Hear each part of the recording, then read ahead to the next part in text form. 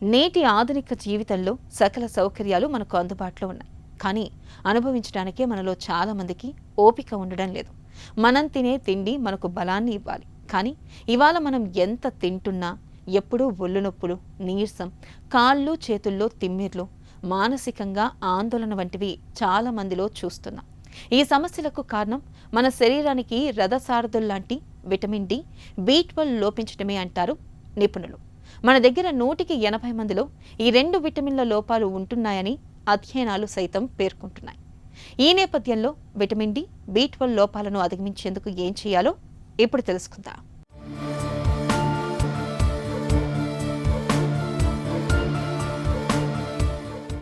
ఆధునిక జీవనశైలి, బద్ధకపు జీవనం, శ్రమ లోపించడం, నిస్సారమైన తిండి తీరు మూలంగా ఇవాళ మనలో చాలా మందికి విటమిన్ల లోపాలనేవి ఒక పెద్ద సమస్యగా మారుతున్నాయి. డాక్టర్ దగ్గరికి వెళ్లి కూర్చుంటే ఏదో ఒక విటమిన్ లోపం బయటపడుతోంది. ఇవాళ మన దగ్గర చాలా మందిలో విటమిన్ డి కొరత బాగా ఎక్కువగా ఉంటుందని చెబుతున్నారు డాక్టర్లు. నిజానికి విటమిన్ డి అనేది కేవలం ఒక విటమిన్ కాదు, అదొక హార్మోన్లా పనిచేస్తుంది. మనం తిన్న ఆహారంలోని కాల్షియాన్ని పేగులు గ్రహించాలన్నా, ఆ కాల్షియం వెళ్లి ఎముకలకు అంటుకోవాలన్నా విటమిన్ డి ఉండాల్సిందే. సూర్యకాంతి మన చర్మంపై పడినప్పుడు శరీరం దీన్ని సొంతంగా తయారు చేసుకుంటుంది. కానీ నేడు ఉదయం నుండి రాత్రి వరకు ఏసీ గదుల్లో 4 గోడల మధ్య గడుస్తుండటంతో చాలా మందికి ఎండపొడ తగలడం లేదు. విటమిన్ డి లోపిస్తే ఎముకల సాంద్రత తగ్గిపోతుంది. దీనివల్ల చిన్న వయసులోనే మోకాళ్ల నొప్పులు, నడుము నొప్పి, వృద్ధుల్లో ఎముకలు పొడిబారి సులభంగా విరిగిపోయే ఆస్టియోపొరోసిస్ వ్యాధి వస్తుందని హెచ్చరిస్తున్నారు నిపుణులు. వైటమిన్ డి, B12 ఈ 2 చాలా ఇంపార్టెంట్ న్యూట్రియంట్స్ అండి. చాలా ఇంపార్టెంట్ పోషకాలు ఇవి లేకపోతే మన బాడీలో జీవన ప్రక్రియలు అనేవి సరిగ్గా జరగవు. ఫర్ ఎగ్జాంపుల్ వైటమిన్ డి అనేది ఇట్స్ ఏ ఇమ్యూనోమాడ్యులేటర్. అంటే ఏంటంటే మన బాడీ ఇమ్యూన్ సిస్టమ్ అంటే రోగ నిరోధక వ్యవస్థ సక్రమంగా పనిచేయాలి అంటే వైటమిన్ డి అనేది సరిపడా ఉండాలి. అండ్ వైటమిన్ B12 కనుక సరిపడా లేకపోతే రక్త కణాల ఉత్పత్తి జరగదు. తర్వాత డిఫరెంట్ అంటే మన వీక్నెస్ రావటము, నీరసం రావటము, తర్వాత వైటమిన్ B12 లోపం ఉంటే కనుక లోపల పొట్టలో అంటే పేగుల్లో కూడా గట్ బ్యాక్టీరియా అనేది కూడా సరిపడా ఉత్పత్తి అవ్వదన్నమాట. So vitamin B12, vitamin D 2 పోషకాలు చాలా చాలా ఇంపార్టెంట్. మనకి ఇన్ఫ్లమేషన్, అన్ని వ్యాధులకి కారణమైన ఇన్ఫ్లమేషన్ అంటారు. అంటే వాపులకి, బాడీలో ఎక్కడైనా వాపు రావచ్చు. ఆ వాపులు అది హార్ట్లో వాపు రావచ్చు, లేకపోతే బ్లడ్లో వాపు రావచ్చు. ఇన్ఫ్లమేషన్ అంటారు. ఇన్ఫ్లమేషన్ రావటానికి కారణము, ఎక్కువగా ఇన్ఫ్లమేషన్ రిస్క్ పెరగటానికి కారణం ఏంటంటే వైటమిన్ డి లోపం ఉండటం అన్నమాట. జనరల్గా వైటమిన్ డి అనేది మన ఇండియన్స్లో చాలామందికి, మీరు 10 మందికి టెస్ట్ చేస్తే అందులో 7 మందికి ఖచ్చితంగా వైటమిన్ డి లోపం ఉంటుందండి. ఎస్పెషల్లీ వైటమిన్ B12 ఏమో వెజిటేరియన్స్లో ఎక్కువ వైటమిన్ B12 లోపం అనేది చూస్తాం. వైటమిన్ డి తక్కువగా ఉండటానికి కారణం ఏంటి అంటే, ఫస్ట్ ఆఫ్ ఆల్ మనకి వైటమిన్ డి అనేది సన్లైట్ నుంచి వస్తుంది. అంటే మినిమం 20 మినిట్స్ మంచి ఎండలో గనక మనం ఉదయం 10 నుంచి 4 లోపు మంచి ఎండలో ఒక 20 మినిట్స్ ఉంటే కనుక మనకి ఆ రోజుకి సరిపడా వైటమిన్ డి అనేది వస్తుంది.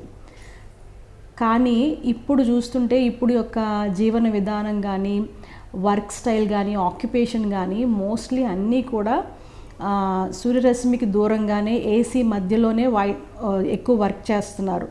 సో ఎక్కువ సన్లైట్కి కూడా ఎక్స్పోజ్ అవ్వట్లేదు. సన్లైట్కి ఎక్స్పోజ్ అయితే కవర్ చేసుకుంటున్నారు. కవర్ చేసుకొని వెహికల్స్ మీద వెళ్ళే వాళ్ళు, నడుచుకుని వెళ్ళే వాళ్ళు కూడా ఇప్పుడు ఈ రోజుల్లో చూస్తే ఎండకి ఎక్స్పోజ్ అవ్వటానికి చాలామందికి ఇష్టం ఉండట్లేదు. అది డార్క్ అవుతారనో, ట్యాన్ అవుతారనో, డిఫరెంట్ రీజన్స్ మూలాన సన్లైట్కి ఎక్స్పోజ్ అవ్వటం అనేది చాలా తగ్గిపోయింది. అందుకనే వైటమిన్ డి లోపం అనేది మనం ఎక్కువ చూస్తున్నాం. జనరల్గా వైటమిన్ డి అనేది ఎంత ఉండాలంటే 30 ఉండాలండి. మినిమం 30 ఉండాలి. 30 కంటే తక్కువ ఉన్నది అంటే వైటమిన్ డి లోపం ఉన్నట్లు లెక్క. అది అలాగే వైటమిన్ B12 కూడా 300 నుంచి 900 లోపు ఉండాలి, మధ్యలో ఉండాలి. 300 to 900. 300 కంటే తక్కువ ఉంది అంటే వైటమిన్ B12 లోపం ఉన్నట్టే లెక్క. మెయిన్ దీనికి కారణాలు ఏంటి అంటే వైటమిన్ బి ఒకటి సన్ ఎక్స్పోజర్ ఒకటి కారణము, సన్కి తక్కువ ఎక్స్పోజ్ అవటము. తర్వాత ఏజ్ పెరిగే కొద్దీ మన శరీరంలో మనకి మెలనిన్ అనే హార్మోన్ అనేది తగ్గిపోతుంది అనమాట. ఆ మెలనిన్ తక్కువ ఉత్పత్తి అవ్వటం మూలాన కూడా వైటమిన్ డి అనేది లోపం అనేది వస్తుంది. తర్వాత డార్క్ స్కిన్ ఉన్న వాళ్ళకు తొందరగా వైటమిన్ డి అనేది సన్లైట్ నుంచి రాదు, వాళ్ళు ఎక్కువసేపు ఎక్స్పోజ్ అవ్వాల్సి ఉంటుందన్నమాట. సో ఇవి డిఫరెంట్ రీజన్స్. తర్వాత ఆహారము సరిగ్గా తీసుకోకపోవటము, సరైన మంచి ఫ్యాటీ ఫుడ్స్, మంచి ఆహారం తీసుకోకపోవటం మూలానికి కూడా వైటమిన్ డి లోపం అనేది మనము ఈ రోజుల్లో ఎక్కువ చూస్తున్నాం. విటమిన్ డి ఎముకలను బలహీనపరిస్తే విటమిన్ బి12 లోపం అనేది నరాల వ్యవస్థను నిలువునా దెబ్బతీస్తుంది. మన నరాల చుట్టూ మైలిన్ షీట్ అనే రక్షణ పొర ఉంటుంది. వైరు చుట్టూ ఉండే ప్లాస్టిక్ కోటింగ్ లాంటిది ఇది. బి12 లోపించినప్పుడు ఈ పొర దెబ్బతిని నరాల్లో కరెంట్ షాక్ కొట్టినట్లు కాళ్ళు చేతుల్లో మంటలు, తిమ్మిర్లు, సూదులు గుచ్చినట్లు అనిపిస్తుంది. దీంతోపాటు ఎర్ర రక్త కణాల ఉత్పత్తి ఆగిపోయి తీవ్రమైన రక్తహీనత వస్తుంది. ఇలాంటప్పుడు కొద్దిగా నడిచినా గుండెదడ రావడం, ఊపిరి అందకపోవడం జరుగుతుంది. ఈ విటమిన్ కేవలం మాంసాహారం, పాలు, గుడ్లలోనే లభిస్తుంది. కాబట్టి శాకాహారులు ఈ లోపానికి గురయ్యే ప్రమాదం చాలా ఎక్కువగా ఉంటుంది. జీర్ణాశయంలో ఇప్పటికే ఎసిడిటీ సమస్యలు ఉన్నప్పుడు పదే పదే యాంటాసిడ్ మాత్రలు వాడుతున్నప్పుడు బి12 విటమిన్ శరీరంలోకి అంతగా శోషించదని చెబుతారు డాక్టర్లు. వైటమిన్ డి లోపం ఉన్నప్పుడు బాడీ పెయిన్స్ అండి, బోన్ పెయిన్స్ వస్తాయి. బ్యాక్ పెయిన్ అవ్వచ్చు, లేకపోతే చేతుల నొప్పులు అవ్వచ్చు, ఎక్కడైనా కూడా నెక్ పెయిన్ అవ్వచ్చు, బోన్ పెయిన్స్ ఎక్కువ చూస్తారు. తర్వాత మజిల్స్ వీక్ అవ్వటము, నర్వ్స్ కొంతమందికి తిమ్మిరులు రావటము, మొద్దుబారినట్టు అవ్వటము ఎక్కువ చూస్తాము. వైటమిన్ డి లోపం ఉన్నప్పుడు తొందరగా ఇన్ఫెక్షన్స్ వస్తాయన్నమాట. తొందరగా ఇన్ఫెక్షన్స్ వస్తాయి. ఇన్ఫెక్షన్స్ రావటమే కాదు, ఇంకొకటి ఏంటంటే రిస్క్ ఆఫ్ ఫ్రాక్చర్స్ కూడా ఎక్కువ. వైటమిన్ డి సరిపడా ఉంటేనే కాల్షియం అనేది మన బోన్స్లోకి అబ్జార్ప్షన్ అనేది జరుగుతుంది. సో కాల్షియము, ఫాస్ఫరస్ అబ్జార్ప్షన్ ప్రాపర్గా జరగాలి అంటే వైటమిన్ డి ఉండాలి. వైటమిన్ డి లోపం ఉన్నప్పుడు ఖచ్చితంగా ఆస్టియోపోరోసిస్ అనేది, అంటే కీళ్ళు తొందరగా, అంటే బోన్స్ బ్రేక్ అయిపోయే కాల్షియం డెఫిషియన్సీ వస్తుంది వైటమిన్ డి డెఫిషియన్సీ మూలాన. సో దాని మూలాన ఫ్రాక్చర్స్ రిస్క్ అది కూడా ఎక్కువ ఉంటుంది అనమాట. ఫర్ ఎగ్జాంపుల్ 30 ఉండాలని మనం చెప్పుకున్నాము, మినిమం 30 ఉండాలి. కొంతమందికి టెస్ట్ చేస్తే ఓన్లీ 5 ఉంటుంది, కొంతమందికి 7 ఉంటుంది, కొంతమందికి 10 ఉంటుంది. అలాంటి వాళ్ళకి మనము సన్ ఎక్స్పోజర్ సరిపోదు. ఖచ్చితంగా సప్లిమెంటేషన్, ఇంజెక్షన్స్ కానీ ట్యాబ్లెట్స్ ఒక 4 to 8 వీక్స్ కనుక ట్యాబ్లెట్స్ వాడితే ఖచ్చితంగా వైటమిన్ డి అనేది మళ్ళీ సప్లిమెంటేషన్ జరిగి డెఫిషియన్సీ అనేది తగ్గుతుంది. ఈవెన్ వైటమిన్ బి12 కూడా 4 to 8 వీక్స్ ఖచ్చితంగా సప్లిమెంటేషన్ వాడాలి. అది ఎంత లోపం ఉంది అనే దాన్ని బట్టి. ఫర్ ఎగ్జాంపుల్ కొంతమందికి 25 ఉందనుకోండి, 25 ఉంటే వాళ్ళ సన్కి ఎక్స్పోజ్ అయితే సరిపోతుంది. కానీ 25 కంటే తక్కువ 5, 10 అట్లా ఉంటే మాత్రం ఖచ్చితంగా సప్లిమెంటేషన్ అనేది చాలా చాలా ఇంపార్టెంట్. అస్సలు నెగ్లెక్ట్ చేయకూడదు. వైటమిన్ డి, బి12 డెఫిషియన్సీ ఉంది అంటే దాని మూలాన మన మెటబాలిక్ ఫంక్షన్స్ అన్నీ ఎఫెక్ట్ అవుతాయి, జీవ ప్రక్రియలు అన్నీ దెబ్బతింటాయి. సో ఖచ్చితంగా చాలా ప్రాబ్లమ్స్ వస్తాయి. కాబట్టి వైటమిన్ డి డెఫిషియన్సీని వెంటనే అడ్రస్ చేయాలి.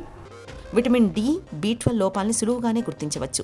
రక్తంలో వీటి స్థాయిలను తెలుసుకోవడానికి విటమిన్ డి3, విటమిన్ బి12 సీరం పరీక్షలు చేయించుకోవాలి. ఒకవేళ D vitamin 30 nanograms per millilitre, బి12 విటమిన్ 200 కంటే తక్కువగా ఉన్నట్లయితే విటమిన్ల కొరత ఉన్నట్లుగా భావించాలి. ఇలాంటప్పుడు ఈ లోపాలను అధిగమించడానికి వైద్యుల పర్యవేక్షణలో వారానికి ఒకసారి చొప్పున 8 వారాల పాటు 60K విటమిన్ డి3 క్యాప్సూల్స్ లేదా శాచెట్స్ తీసుకోవాలి. అలాగే బి12 లోపానికి మిథైల్ కోబాలమిన్ టాబ్లెట్లు తీసుకోవాలి. బి12 లోపం తీవ్రత ఎక్కువగా ఉంటే నరాల బలానికి ఇంజెక్షన్లు ఇస్తారు. ఇక నివారణ విషయానికి వస్తే ప్రతిరోజు ఉదయం పూట కనీసం 20 నిమిషాలైనా ఎండలో నిలబడాలి. ఆహారంలో పాలు, పెరుగు, చీజ్, పుట్టగొడుగులు తప్పనిసరిగా తీసుకోవాలి. మాంసాహారులైతే చేపలు, గుడ్లు క్రమం తప్పకుండా తీసుకోవాలి. ఈ జాగ్రత్తలు విటమిన్ డి, బి12 లోపాలను చాలా వరకు నివారిస్తాయి.